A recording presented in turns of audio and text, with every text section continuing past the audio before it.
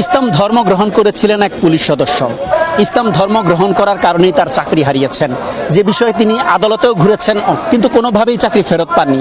সে বিষয়ে কথা বলতে চাই তার সাথে। আপনার চাকরি গিয়েছিল কত সালে? 2012-তে 11-তে আমার নামে বিভাগীয় মামলা রুজু হয়। 12 সালে আমাকে ডিপার্টমেন্ট থেকে ডিসচার্জ করা হয় আর কি, ডিপার্টমেন্ট থেকে চাকরিচ্যুত করা হয়। আপনি চাকরিতে জয়েন দিয়েছেন কত সালে? 2002 সালের 30 এপ্রিল। ইসলাম ধর্ম গ্রহণ করেছেন কত সালে? ইসলাম গ্রহণ করেছি 8 সালে। জি, 2000। শুধু কি আপনি নিজে একাই ইসলাম ধর্ম গ্রহণ করেছেন নাকি পরিবারের সবাই? না, আমি শুধু একাই ইসলাম গ্রহণ করেছি।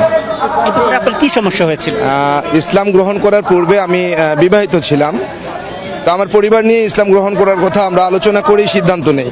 পরবর্তীতে সে তার পরিবারের কুপরামর্শে ইসলাম ধর্ম গ্রহণ করতে রাজি হয় না। পরবর্তীতে সে চলে যায়। চলে গিয়ে আমাকে বলে যে আমার সঙ্গে আর সংসার